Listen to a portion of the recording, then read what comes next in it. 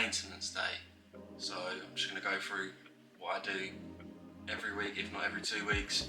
Water change, glass cleaning, and also we are going to change the valve on the filter, clean it out, and that will just make my life so much easier, because at the moment, as I said in the first video, that we had to silicone up around the valve because it was tricking in a tiny amount of water. I only did that because we just got the filter and I really wanted to set up a tank. So yeah, we've got plants that have been dislodged by some of the fish, we've got glass that needs cleaning. I'm just going to jump straight into it. Alright, back from the shop, good and bad news. They didn't have the valve that we need for the filter, but as you know, going to a fish shop is always dangerous. You go there for some food, some medication, or a bit of filter floss, and you end up coming back with fish, and that is exactly what you've done. So we've got 2 fish there floating in a bag. We're just going to let them temperature acclimate, then we're going to release them in. Alright, so it is a pain that we couldn't get the valve, but I don't think I can put off much longer cleaning out the filter, so I'm just going to go ahead, lump it anyway. It's going to get wet, I'm going to have to put loads of towels down and just go for it. Right, so we've got 2 brand new fish going in, both Malawi cichlids, completely different in size. So we've got the orange and black one there, and blue, I think it's an mbuna. Alright guys, so this is from the side view of the tank. Now obviously nothing is really covered in algae, but you do get a slight, I don't know if the camera is going to pick it up, but a slight dusty film of algae on the glass there. But really not very difficult to keep clean off. The filter does most of the work, but you're still going to get a little bit here and there. Alright guys, so I'm just going to start off by cleaning the glass. I've got a Superfish razor scraper here. Just got to keep full blade contact with the glass and you won't scratch it. They work really well.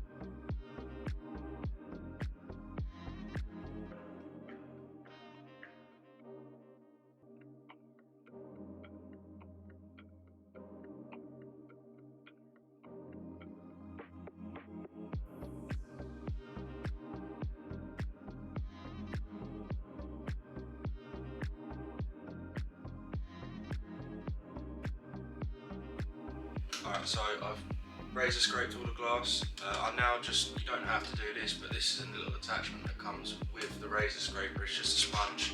Just go over, buff it all up.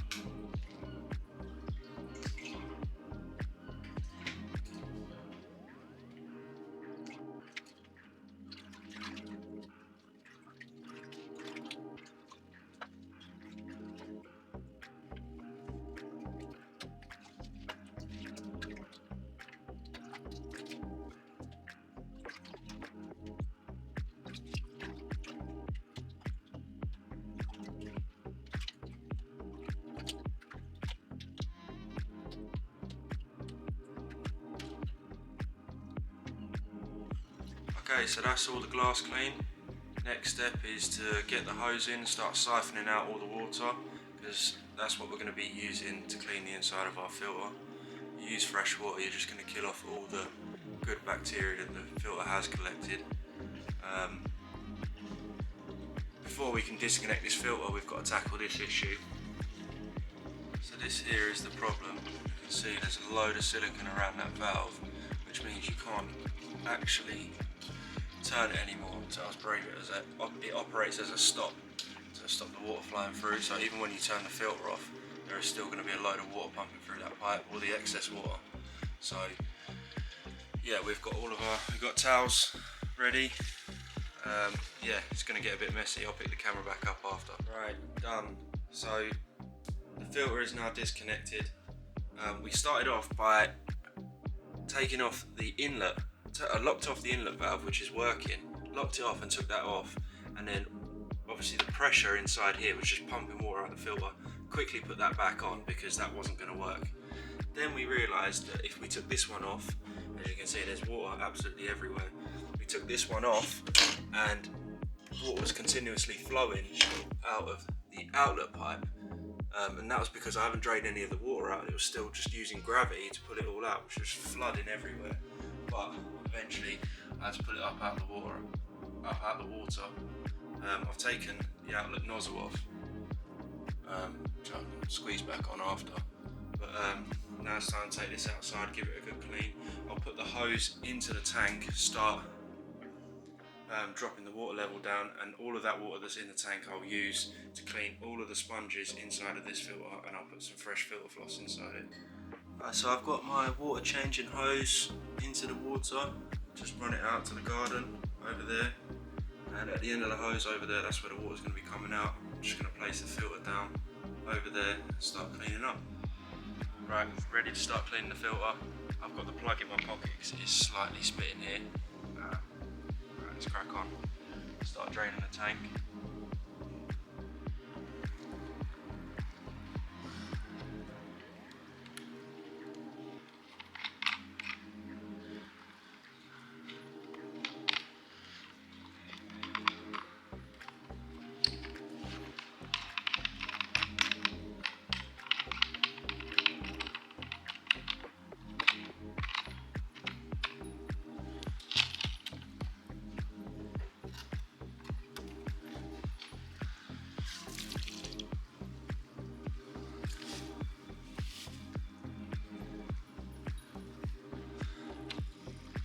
So, the filter actually isn't as dirty as what I thought it was.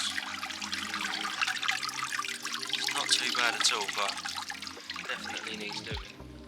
The FX6 comes apart in all three of these layers. You just rinse off the sponge. This is the water down here coming out of the tank.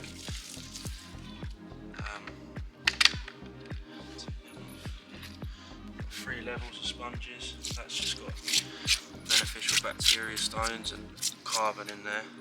Give that a little rinse out as well, and then some media down there as well. This is the filter floss. Obviously that's pretty rancid. I'm going to change that for some fresh stuff. I'll pick up the camera after I've done all of that. Alright guys, the filter's all clean. I've rinsed it all out with the outcoming water from the tank. We've still got about another 30% more water to come out of the tank, so we're just going to leave that, keep that going. All of the sponges have been nicely rinsed. This was the old filter floss that was in the top. Look, you can see that. See the difference.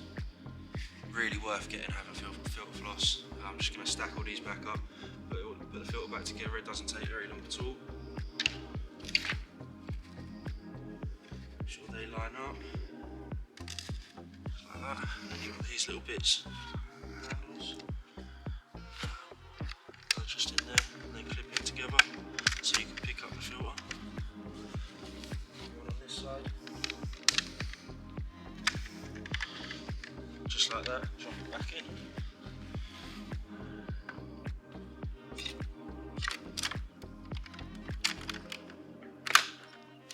There we go.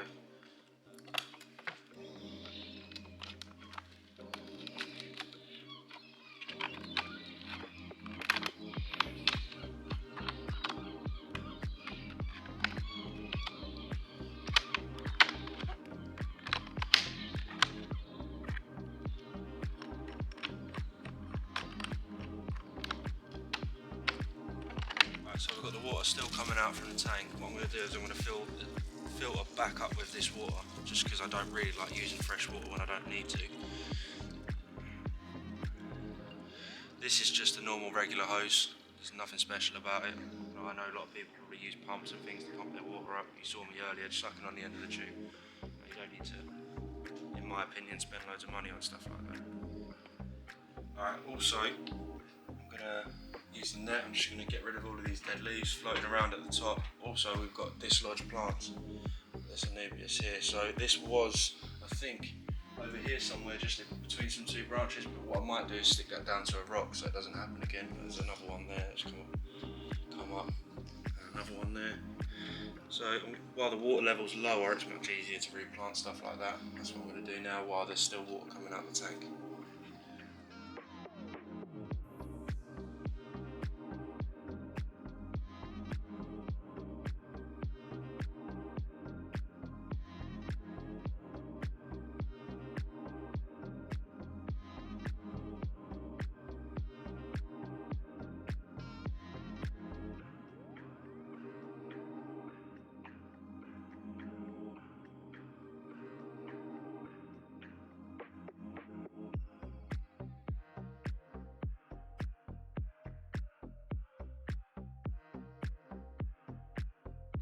Another little technique I like to do is just make like a little tornado with my hand. Seems to do a really good job. Not too crazy, so you scare everyone, but you do this, you can see, it just lifts everything. Lifting everything from the substrate. Just going to circulate around the tank now, and obviously we're still pulling out water, so rub that out of the tank then, innit?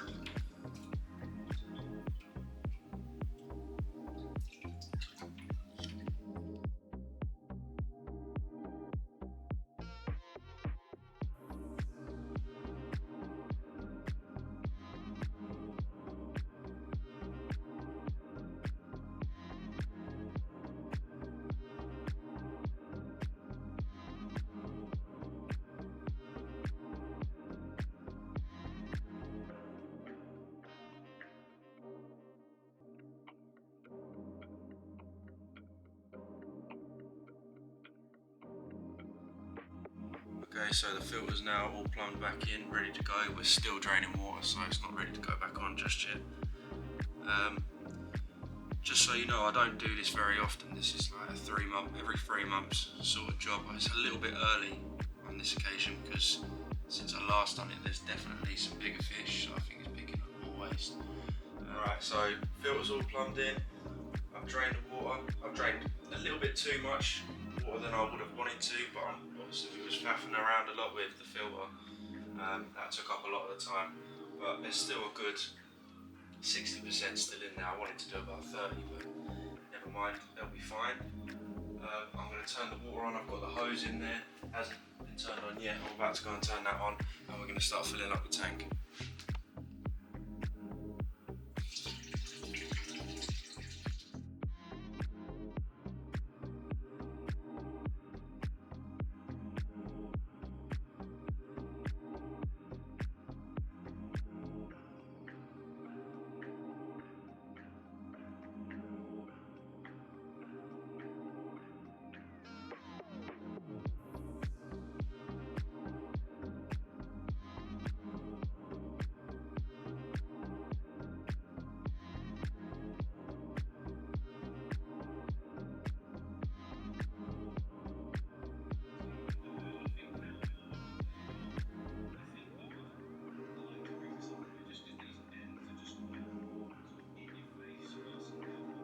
So the tank's full up now. You might have noticed throughout that time lapse that the light was actually getting dimmer. That's because we've got the fluval plant 3.0 up there. You can adjust it to however you want. You get an app, and obviously throughout the evening it does gradually get dimmer, and it's nearly night time here now by the time we're finishing this. All we've got to do now is put the heater back on, the filter, the blower, everything, and then we're all done. Put some water conditioner in there, that's it.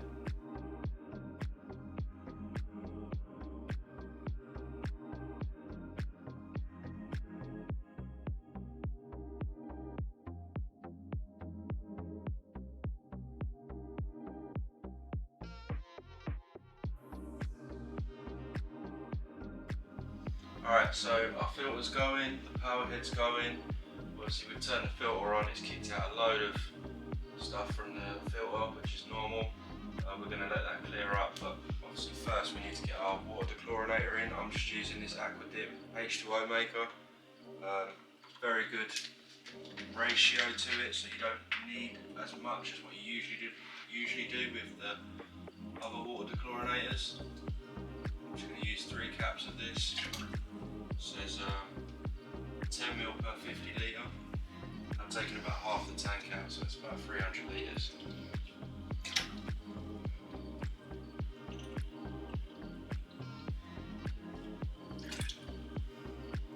This is a 30mm cap, by the way.